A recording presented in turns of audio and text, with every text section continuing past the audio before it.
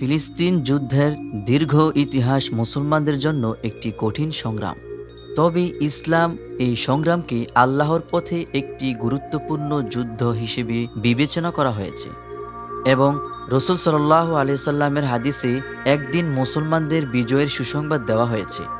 রসুল সাল্লাল্লাহু আলাইহি সাল্লামের ভবিষ্যৎবাণী অনুযায়ী একদিন মুসলমানরা ফিলিস্তিনের বিরুদ্ধে বিজয়ী হবে, তবে তা কিছু পরীক্ষার পর।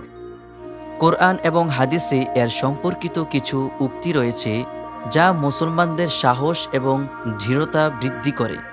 রসুল সাল্লাল্লাহু আলাইহি সাল্লাম বলেছেন, তোমরা একদিন ফিলিস্তিনে বিজয়ী হবে, তবে তোমাদের জন্য এক কঠিন পরীক্ষা আসবে। সহিহ মুসলিম। এটি একটি স্পষ্ট হাদিস যা মুসলমানদেরকে ভবিষ্যতের জন্য প্রস্তুত থাকার নির্দেশনা দেয়।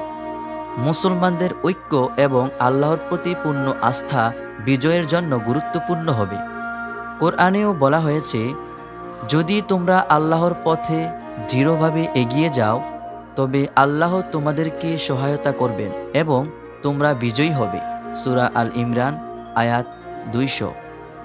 এই আয়াতটি আমাদেরকে সাহস দেয় যে যখন আমরা আল্লাহর পথে দৃঢ়ভাবে চলব, তখন আমাদের বিজয় নিশ্চিত। এটি ফিলিস্তিনের মুসলমানদের জন্য বিশেষভাবে প্রাসঙ্গিক, যারা কঠিন সময়ের মধ্যে আছেন।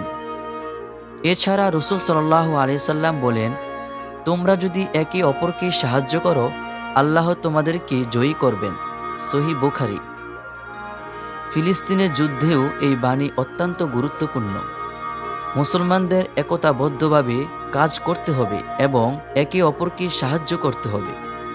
এইসব হাদিস এবং কোরআন আমাদেরকে একটি শিক্ষা দেয় যে আল্লাহর পথে দৃঢ়ভাবে চললে মুসলমানদের বিজয় হবেই এবং একদিন তারা ফিলিস্তিনের সংগ্রামে জয়ী হবে। তবে তাদের জন্য এই যাত্রায় ধৈর্য, সাহস এবং ঐক্য গুরুত্বপূর্ণ।